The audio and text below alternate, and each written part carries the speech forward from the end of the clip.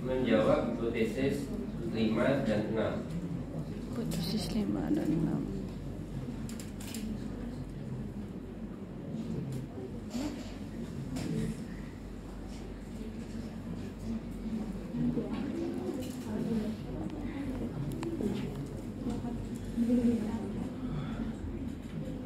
Hipotesis 5 itu mana yang lebih baik antara kelompok 1 dan kelompok 2 dalam hal kemampuan fungsional yang diukur dengan indeks Pasteur. Ini dua-duanya, dua kelompok ini sama-sama bisa meningkatkan kemampuan fungsional ya. Sama-sama bisa meningkatkan kemampuan fungsional, yaitu ini Berapa tuh? BI pada kelompok 1, ini BI pada kelompok 2. Sama-sama bisa meningkatkan kemampuan fungsional. Maka kemudian dua-duanya sama-sama bisa meningkatkan kemampuan fungsional, tapi sebetulnya mana yang lebih baik? Nah, itu kita uji di hipotesis kelima. Hipotesis yang keenam itu mana yang lebih baik antara kelompok 1 dan kelompok 2 dalam hal keseimbangan yang diukur dengan TUG. Sebetulnya di sini sudah kelihatan latihan A yang dilakukan di kelompok 1 itu tidak meningkatkan keseimbangan. Ini P-nya 0,085. Sedangkan latihan B yang dilakukan di kelompok 2 itu meningkatkan keseimbangan, ini P-nya 0,000. Sehingga untuk hipotesis ke-6 ini sebetulnya nggak perlu diuji lagi. Sudah terlihat bahwa latihan B yang dilakukan pada kelompok 2 itu lebih baik daripada latihan A. Ya kan? Karena pada A itu tidak bisa memperbaiki keseimbangan, sedangkan latihan B yang dilakukan di kelompok 2 bisa memperbaiki keseimbangan. Sehingga hipotesis ke-6 itu sebenarnya sudah terjawab.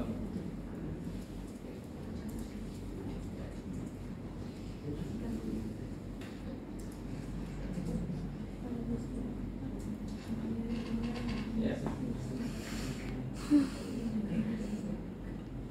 Jadi kalau di sini itu sama baiknya, maka kemudian ini kita cari perbedaannya, yang lebih baik yang mana. Tapi kalau di sini itu jelas-jelas ini tidak bermanfaat, tapi ini bermanfaat, nggak usah diuji. Ini sudah jelas lebih baik. Ya.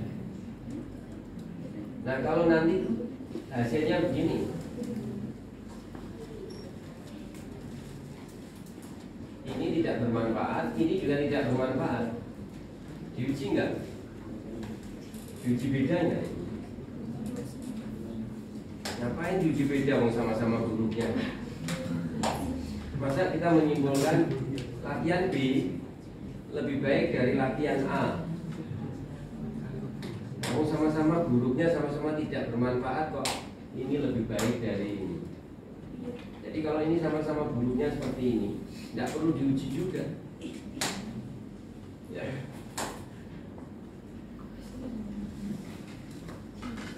Jadi perlu diuji itu kalau ini di sini baik, di sini baik. Mana yang lebih baik di antara keduanya? Ya, kalau kesimpulannya nanti tidak berbeda, artinya sama baiknya, ya nggak masalah. Berarti dua ini sama baiknya. Ya.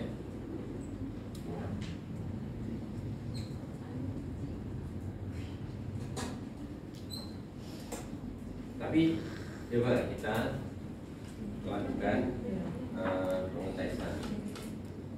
Berarti ini adalah uji komparatif, ya, komparatif dua kelompok tidak berpasangan.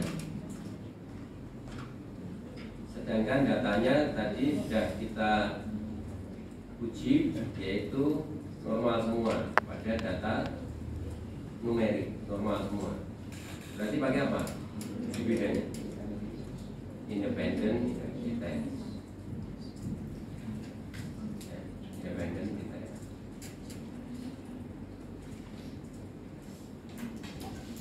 Nah, bagaimana mengujinya?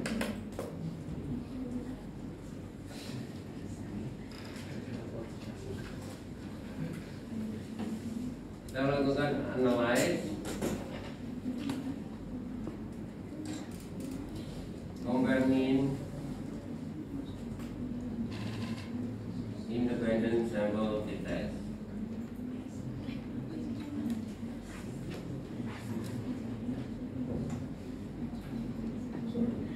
Nah, di sini memungkinkan kita menguji pre-nya juga, yaitu kita uji di sini. Apakah ada perbedaan, dan juga di sini apakah ada perbedaan. Pak, itu pre masa diuji, Pak? Iya, harus diuji. Kenapa kira-kira kok harus diuji? Ini bukan menguji hipotesis, bukan. Tidak ada kaitannya dengan hipotesis. Uji di sini itu masuk dalam kategori uji prasyarat. Ya, uji di sini uji prasyarat.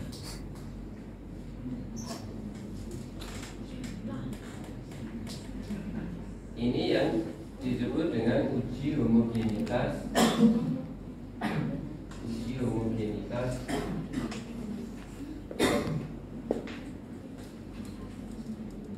baseline. Ya, Baseline. baseline.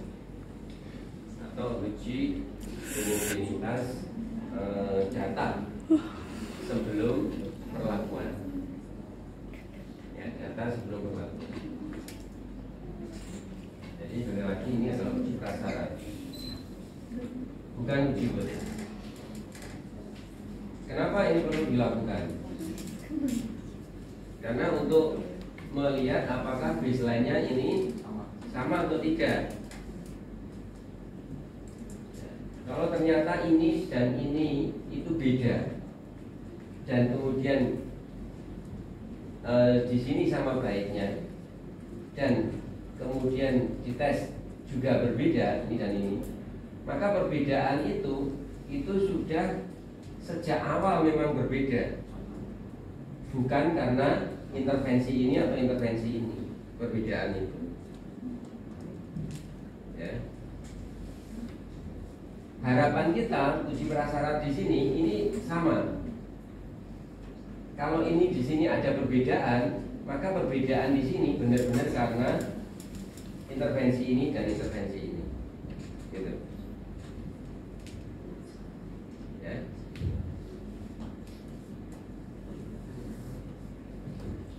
Maka ini menjadi uji prasyarat, sehingga kemudian kita lakukan.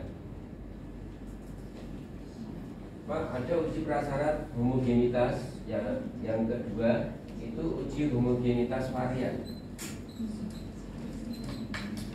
yaitu dengan menggunakan Lightron test.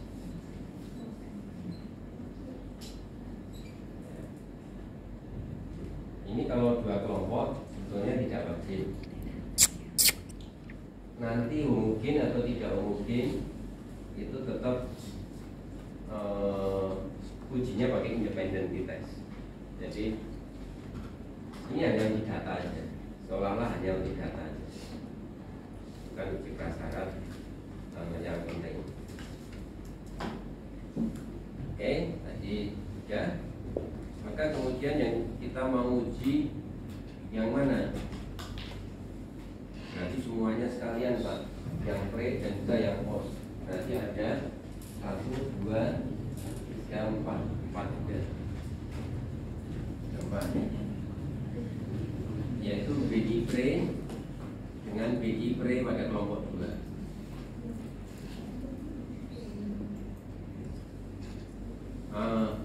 Tidak bisa. Kita melakukannya tidak bisa seperti ini. Kita harus memodifikasi data ini kita pindah di bawah sini. Jadi ini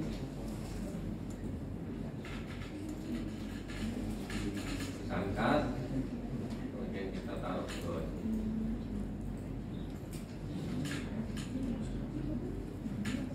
Terus kemudian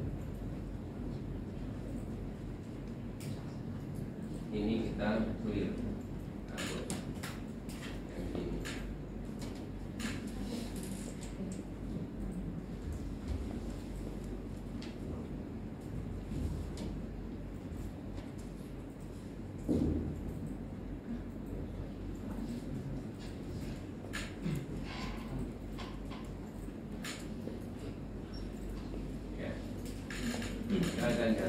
Datanya seperti ini.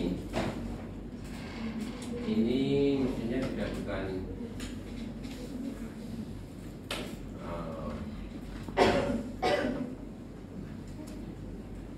ya.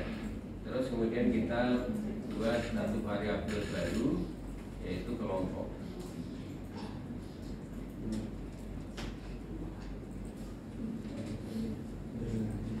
Kelompok yaitu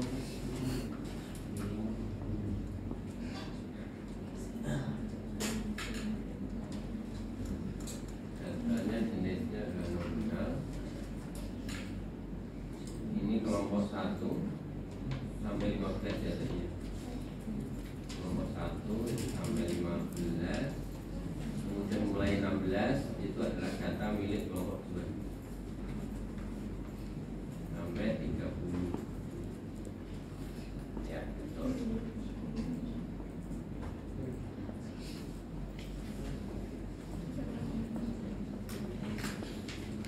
Nah, seperti ini kemudian baru bisa dianalisis. Kita pakai analisis, kemudian compare mean, independent sample t-test.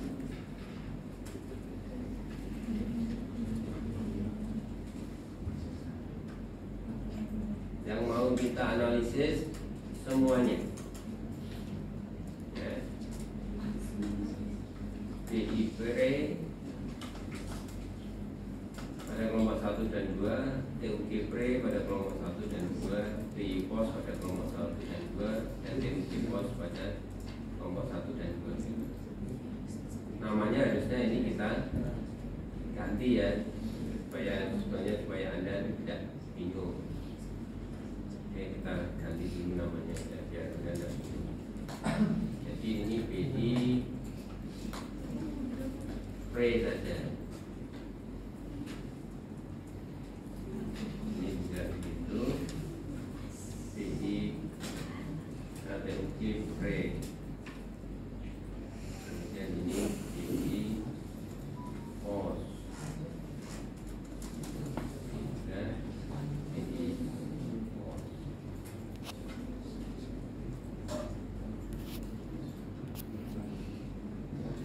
Jadi ini BI pre milik kelompok 1 dan 2, TUG pre milik kelompok 1 dan 2, BI pos milik kelompok 1 dan 2, dan TUG pos milik kelompok 1 dan 2.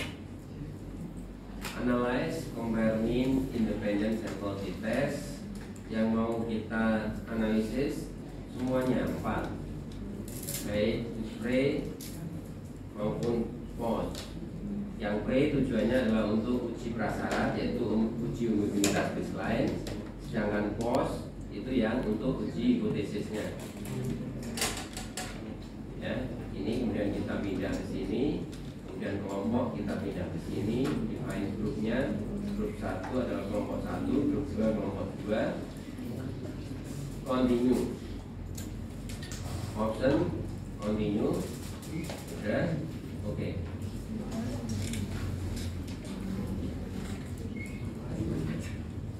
Nah, inilah hasilnya.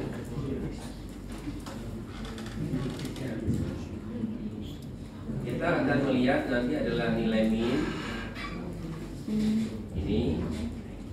Ini adalah pada indeks pada saat pre-test kelompok 1 3, kelompok 2 74. Selisih cuma 1. Mungkin ini nggak ada bedanya. Ya, mungkin ini nggak ada bedanya.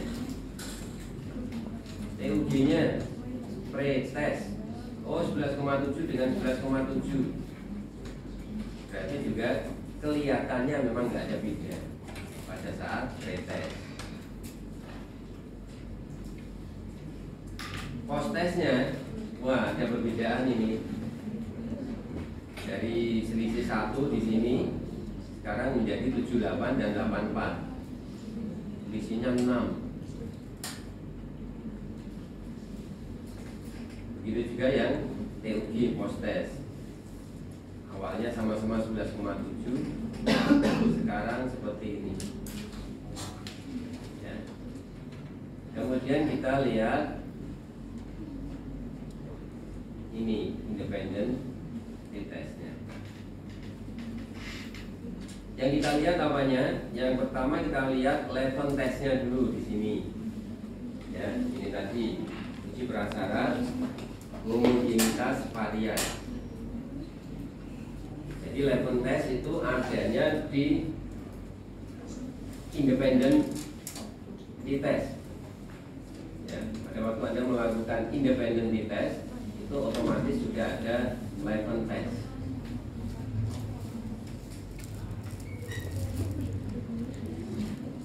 Dikatakan homogen apabila P-nya lebih dari 0,05, mirip dengan normalitas data ya.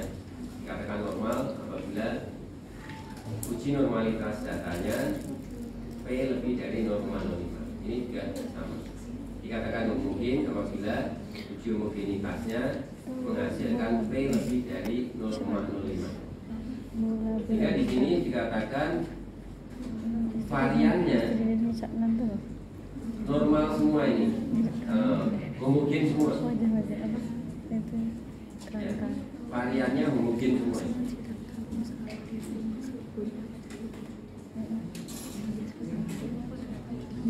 Nah, kalau homogen semua seperti ini, maka kemudian yang dilihat yang mana signifikansi independent test, yang dilihat adalah ini ya, signifikan util.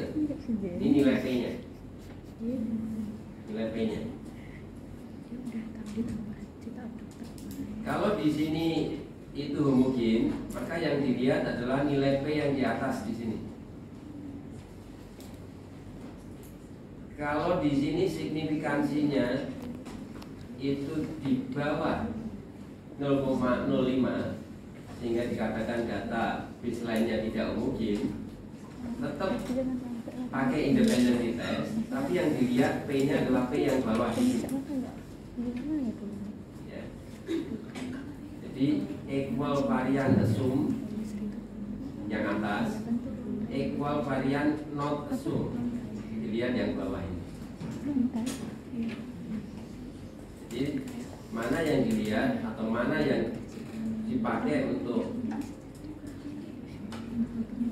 apa ya, menolak atau menerima hipotesis ya, itu adalah ini. Jadi kalau variannya itu equal atau homogen ini, maka yang dilihat yang di atas di sini ya, ini. Kalau ini equal varian not assume, jadi varian itu tidak equal, tidak homogen, yang dilihat yang bawah.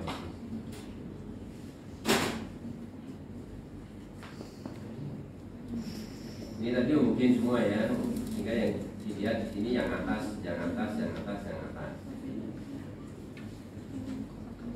Ternyata kemampuan fungsional sebelum perlakuan itu tidak ada beda, karena P-nya lebih dari 0,05 di sini.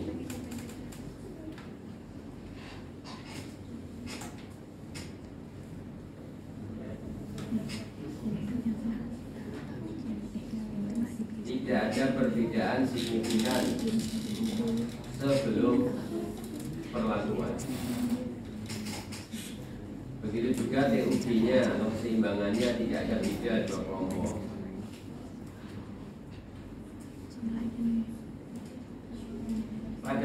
post test BI-nya juga nggak ada beda. Walaupun di sini itu 78 dengan 84 ya, selisihnya agak jauh. Tapi ternyata diuji nggak ada beda. Berarti di sini yang kelima AA ditolak. Artinya tidak ada perbedaan di antara dua kelompok.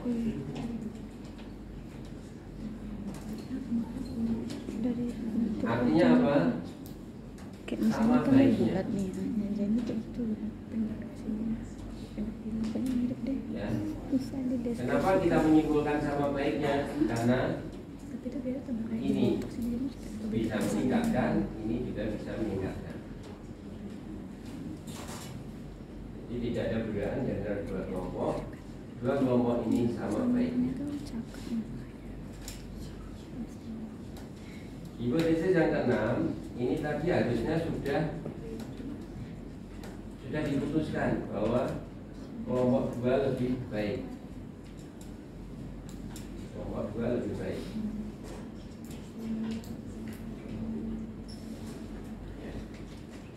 Tapi pada waktu kita uji pakai independent test, ternyata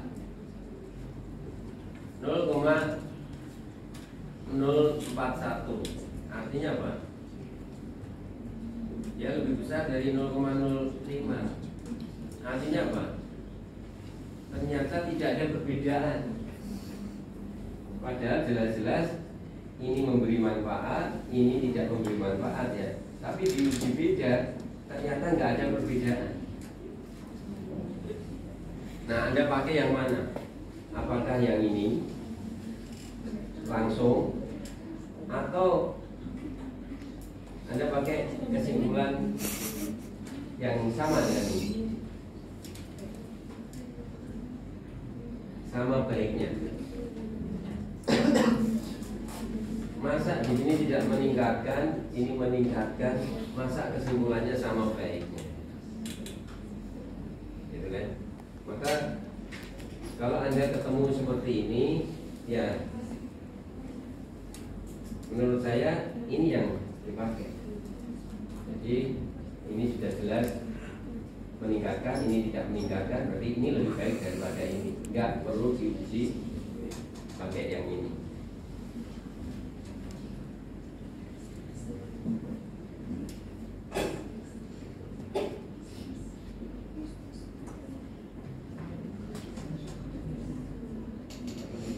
Pak, itu kalau di sini semakin mendekati 0,05, maka perbedaan di sini akan semakin besar, Pak ya. Kalau di sini perbedaannya semakin kecil, maka nilai P-nya di sini akan semakin besar. Ya.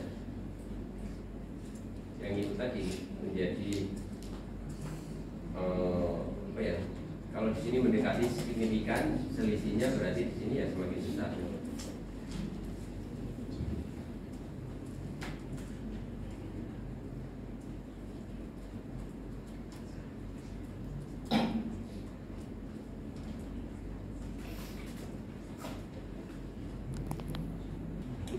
Datanya tidak normal. Umpamanya Atau datanya tidak normal. Kategori ordinal misalnya. Maka kita akan melakukan uji bedanya tidak pakai independent test, tapi pakai uji beda atau komparatif dua kelompok yang tidak berpasangan.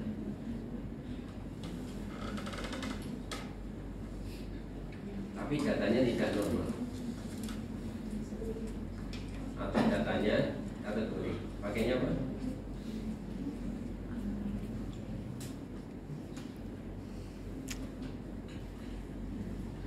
Pakainya apa?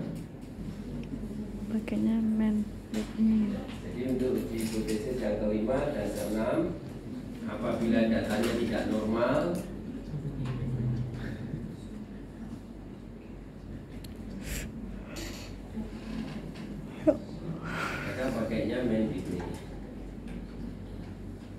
datanya normal tapi tidak homogen,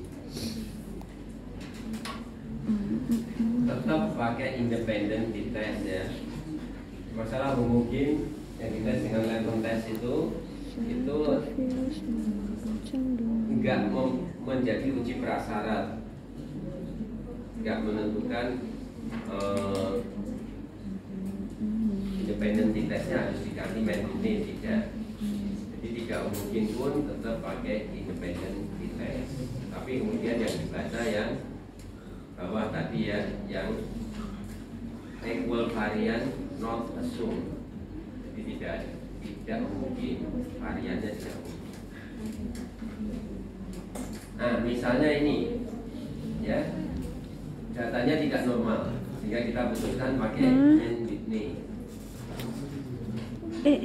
Maka kemudian pakai apa? Non parametrik. Kemudian pakainya two independent sample.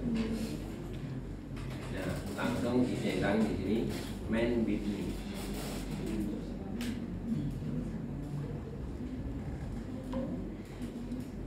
Sama, kita mau misalnya semuanya mau kita tes pakai Mann Whitney. Ya, kita masukkan di sini, kelompoknya kita masukkan di sini, define grupnya ini kelompok 1, kelompok 2, continue. Mann Whitney sudah dicentang, kemudian kita oke. Nah, inilah hasilnya. Yang dibaca yang mana? Yang asymptotic to tail. Ya, ini.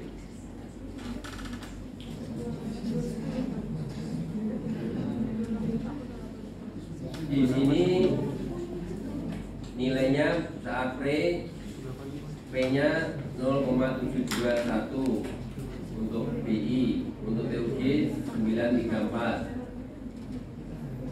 Nggak ada perbedaannya Pak ya. Ya, pada saat pre BI-nya nggak ada perbedaan. Pada saat pre TUG-nya juga nggak ada perbedaan antara kelompok 1 dan kelompok 2. Posnya juga sama, nggak ada perbedaan. Dan ini P-nya juga walaupun nggak ada perbedaan, tapi dia P-nya kecil.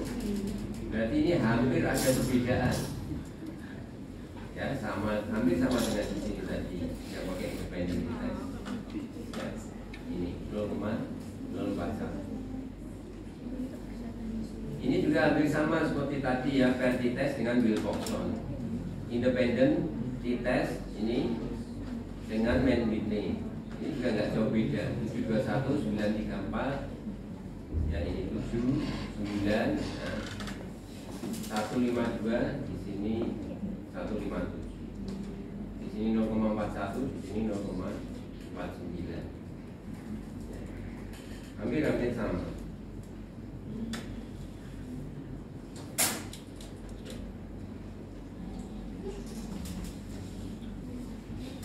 Tapi tidak boleh dipakai dua-duanya secara bersamaan.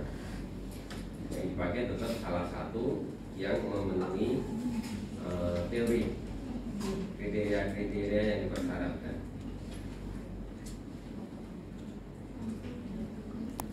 Sekarang ada masalah lagi.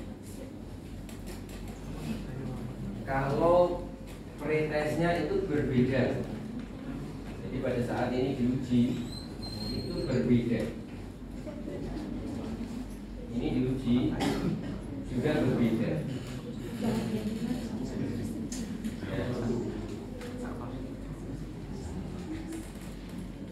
Tidak boleh kita langsung menguji post-test dengan post-test di sini.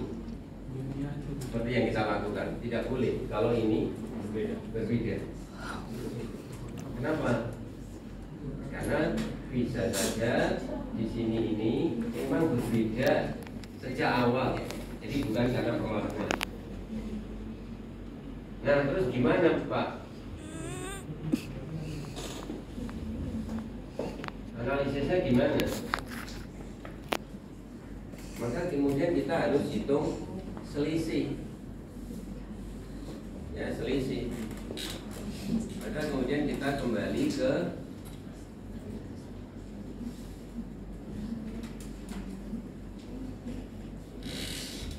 data Excel. Jadi kita hitung selisih di sini.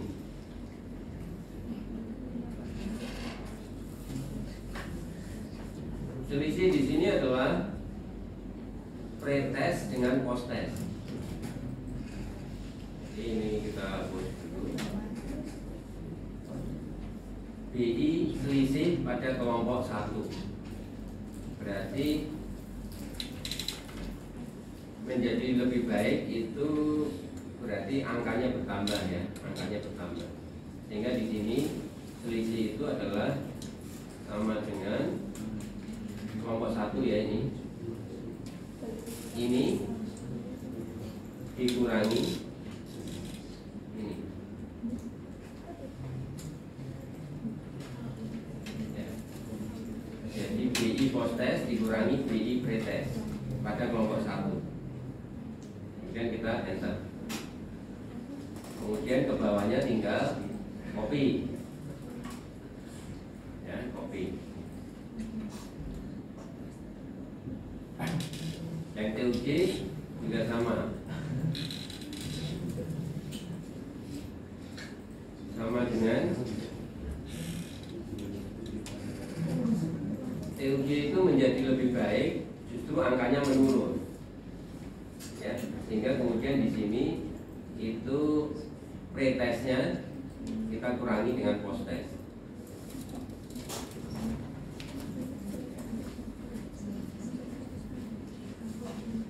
Jadi justru pretest dikurangi post test. Sedangkan kalau yang BI tadi post test dikurangi pretest. Kenapa seperti itu? Karena Anda harus tahu angkanya menjadi lebih tinggi yang mana.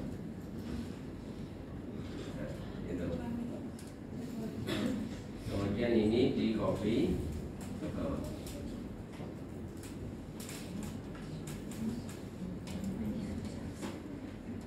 Ini sama dengan BI post test pada kelompok 2 dikurangi BI pretest pada kelompok 2.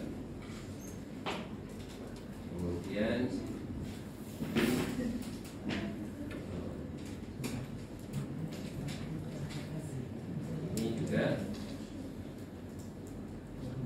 TUG pretest dikurangi TUG post test. Kemudian di copy ke bawah.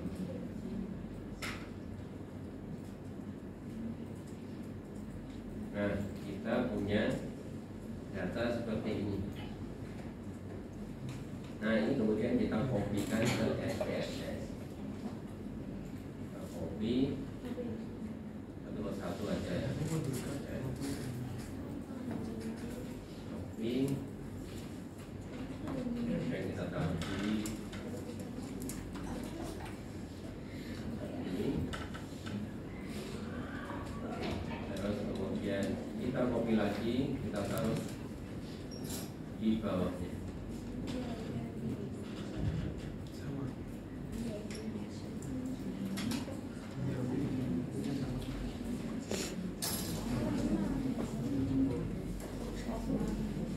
Ini adalah BI selisih. Dan yang ini adalah TUG selisih. Ini nggak ada komanya. Oke, biar ada komanya. Ini datanya scale. Ini juga scale.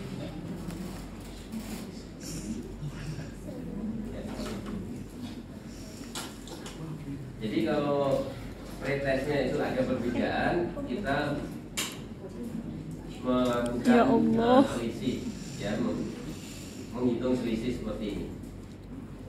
Setelah itu kemudian sama, kita akan menguji beda ya, kelompok 1 dan kelompok 2. Prasyaratnya sama, berarti datanya numerik, diuji normalitas data, ya. kemudian pakainya komparatif dua kelompok yang tidak berpasangan, berarti independent test. Analyze, compare mean, independent test. Yang kita uji adalah yang selisih, sehingga kemudian di sini kita pindah ke kiri kembali. Yang kita pindahkan ke kanan adalah yang selisih. Kemudian kelompok 1 dan kelompok 2 sudah didefinisikan tadi ya, sehingga di sini sudah ada kurung 1, 2. Maka kemudian tinggal oke.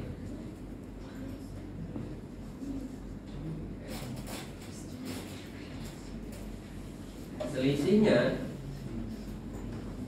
ternyata juga ini datanya homogen ya, sehingga kemudian yang kita lihat adalah signifikan yang di atas itu ketemunya P 0,025. Artinya apa? Dia lebih besar daripada 0,05. Begitu juga TUG nya, ketemunya 0,15, lebih besar dari 0,05. Sehingga artinya apa? Kita hitung selisihnya pun dua kelompok ini nggak ada beda dalam hal BI maupun TUG.